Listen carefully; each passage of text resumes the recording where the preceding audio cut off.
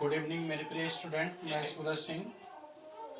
आज हम लोग अपने आपके हिंदी साहित्य का, हिंदी लिटरेचर का बहुत ही इम्पोर्टेंट चैप्टर के बारे में पढ़ेंगे, जिसके बारे में हम लोग चर्चा क्लास में ऑलरेडी कर चुके हैं। उसी क्रम में हम लोग आगे बढ़ रहे हैं। तो आपके जो चैप्टर हिंदी साहित्य का चैप्टर है फूट का परिणाम। आप सब लोग एक बार पढ़ चुके हैं। इसी संबंधित कुछ महत्वपूर्ण प्रश्न है जिसको हमने इस वीडियो में प्रस्तुत करने का प्रयास किया है। बाकी मैं नोट्स और वीडियो के माध्यम से आपके पास सारी मैटर की चीजें पहुंचाऊंगा। तो आइए देखते हैं फूट का परिणाम। आपका जो ये फूट का परिणाम है, इसमें आप देखेंगे आपका पहला प्रश्न शब्दार्थ दिया हुआ है। शब्दार्थ आपकी बुक में दिया हुआ है। मौखिक कार्य है, लिखित कार्य है। उसके बाद में तीसरा प्रश्न है आपका क्रमानुसार लिखने का, हर एक लाइन को क्रम से लिखने का। तो वो 3 क्वेश्चन जो है वो आपके नोट्स में मैं आपको भेज दूंगा। उसी क्रम में उसके आगे जो आपका क्वेश्चन है, क्वेश्चन नंबर 2, उसी क्रम में आगे जो दिया हुआ है उसको आज हम लोग देखेंगे ध्यान से। तो इस वीडियो को आप सभी लोग लास्ट तक देखिएगा, जिससे आपको अच्छी चीजें समझ में आए। और आप अपने मेरे इस वीडियो को पूरे अपने बुक से मिला करके ध्यान से देखिए, जिससे आपको हर एक पॉइंट समझ में आए। अगर आपको कहीं कुछ समझ में नहीं आ रहा है, कुछ प्रॉब्लम हो रही है, तो प्लीज़ मुझे कमेंट में लिख के बताएं, जिससे मैं अपनी आपकी समस्याओं को दूर कर सकूं और अच्छा से अच्छा वीडियो आप सभी की सेवा में ला सकूं। और वीडियो स्टार्ट करने से पहले आप सभी से मेरा रिक्वेस्ट है कि प्लीज़ मेरे इस वीडियो को लाइक करें, शेयर करें, सब्सक्राइब करें, जिससे मैं आपके लिए और अच्छा से अच्छा वीडियो ला सकूँ। तो आइए हम लोग अपने प्रकरण पे आते हैं। आपका जो प्रकरण है फूट का परिणाम का प्रश्न नंबर 2 लिखा हुआ है। बुक में आप लोग मिलाएंगे तो आपको मिलेगा। पहला प्रश्न है, नीचे दिए गए शब्दों के समान 3-3 शब्द लिखिए। जहाँ पे दिया हुआ है जो शब्द क्वेश्चन है कि नीचे दिए गए शब्दों के समान 3-3 शब्द और लिखिए। तो इसमें देखिए पहला शब्द यहाँ पे रा लिखा है, दूसरा शब्द यहाँ पे रा उड़ा हुआ है, तीसरा नीचे रा उड़ा हुआ है, चौथा नीचे रा उड़ा हुआ है। ये रा के जो 4 रूप होते हैं वो यहाँ पर दिए हुए हैं, उसी को आप लोग ध्यान से देखना। तो रा का जो पहला रूप यहाँ पे दिया हुआ है, उसमें रा से क्या बनेगा, रंग शब्द बनेगा। यहाँ पे देखिए पूरा रा लिखा हुआ है। फिर दूसरा शब्द है भारतीय शब्द है, यहाँ भी बीच में रा आया हुआ है। तो हमें क्या करना है, इसी अनुसार 3 शब्द और बनाने हैं जिसमें ये रा शब्द आ जाए। तो आइए हम लोग इसको ध्यान से देखते हैं। पहला शब्द देखिए, पहला हमने शब्द बनाया भारत शब्द क्या है, बीच में रा आ रहा है। फिर दूसरा शब्द है रमजान में भी बीच में यहाँ पे रा आ रहा है पूरा। फिर है रामायण में भी रा शब्द आ रहा है। तो इस तरह से इस पूरे रा से हमें 3 और शब्द बनाने थे, जिसको हमने यहाँ पे करके दिखाया है। पहला शब्द भारत लिखा हुआ है, दूसरा रमजान लिखा हुआ है और तीसरा रामायण लिखा हुआ है। इन तीनों शब्दों के बीच में आगे पीछे मध्य में जहाँ कहीं भी है, कहीं ना कहीं पे रा शब्द आया हुआ है। तो इस तरह से यहाँ पे रा का प्रयोग है। फिर दूसरा रा जो ऊपर हम लोग उड़ाते हैं, उस रा के बारे में चर्चा है कि वो रा कहाँ पे है। तो उससे हमें 3 शब्द बनाने हैं। तो पहला शब्द कर्म बना हुआ है, दूसरा मार्ग बना हुआ है, तीसरा शब्द आपका बनेगा सत्कर्म। सत्कर्म में रा ऊपर उड़ा हुआ है तो सत्कर्म बन गया। फिर सत्कार्य है, यहाँ भी रा उड़ा हुआ है तो सत्कार्य हो गया।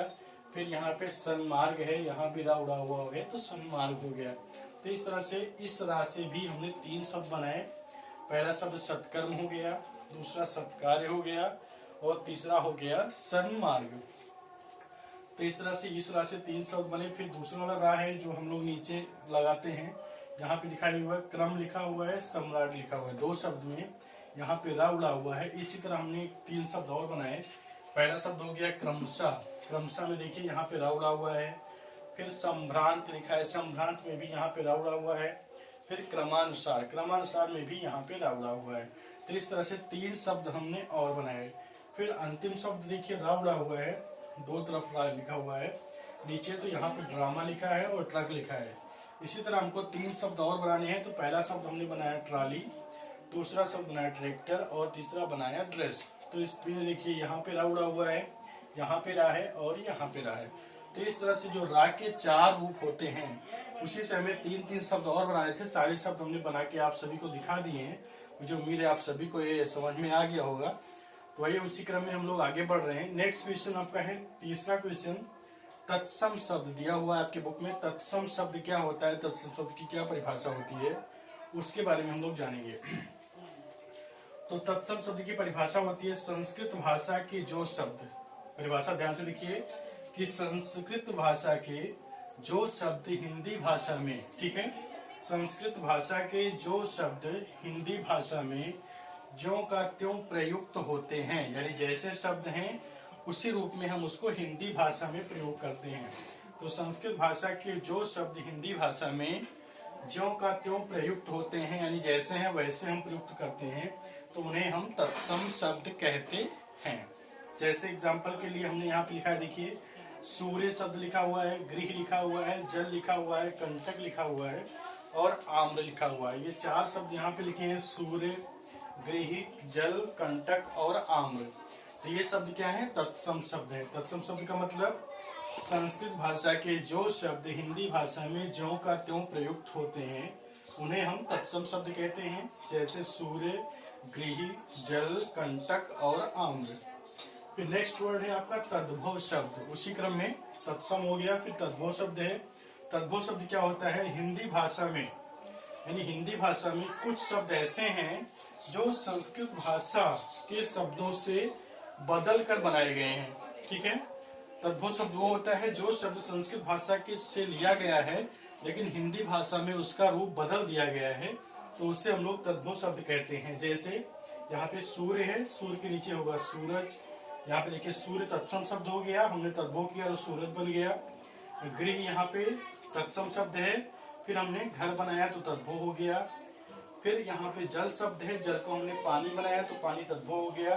फिर कंटक है, कंटक का हमने कांटा बनाया तो ये तद्भव हो गया। फिर आम्र शब्द तत्सम है, फिर हमने आम लिखा तो ये तद्भव हो गया। तो इस तरह से तत्सम और तद्भव में मूल अंतर होता है कि तत्सम वे शब्द होते हैं जो कि संस्कृत भाषा में जैसे थे उसी रूप में हिंदी भाषा में प्रयोग किए गए, उन्हें हम लोग तत्सम शब्द कहेंगे। और तद्भव वह शब्द होता है जो हिंदी भाषा में, वो संस्कृत भाषा में जिस रूप में था उसको जब हम हिंदी भाषा में लेके आए तो उसमें कुछ परिवर्तन हो गया। जैसे संस्कृत भाषा में जल शब्द है, इसका हमने हिंदी भाषा में पानी किया तो जल हो गया आपका तत्सम, पानी हो गया आपका तद्भव। इसी तरह से सूर्य हो गया, सूर्य है, सूरज है, सूर्य हो गया आपका तत्सम शब्द और सूरज हो गया आपका तद्भव शब्द। तो बेसिक अंतर यही है कि अगर शब्द उसी रूप में है जैसे संस्कृत में था वैसे हिंदी में है तो उसको तत्सम बोलेंगे, और अगर कुछ परिवर्तन होकर के उसका दूसरा रूप बदल गया तो उसे हम तद्भव बोलेंगे। तो इस तरह से आपके जो आज के क्वेश्चन थे, क्वेश्चन नंबर 2 के 4 शब्द रूप से 3 शब्द बनाना और तत्सम शब्द, तद्भव शब्द, उसकी उदाहरण परिभाषा हमने सब आपको इस वीडियो बना के समझा के बता दिया है। मुझे उम्मीद है आप सभी को ये समझ में भी आ गया होगा। अगर नहीं समझ में आया तो मुझे जो भी कमियां दिखाई दे रही हैं मुझे कमेंट में लिख के बताएं। अगर आप सभी को पसंद आए तो प्लीज इस वीडियो को सब्सक्राइब करें, लाइक करें, शेयर करें, जिससे मैं और अच्छा से अच्छा वीडियो आप लोगों की सेवा में ला सकूं और अपने इस हिंदी भाषा के ज्ञान को देश के कोने कोने पहुंचा सकूं। धन्यवाद।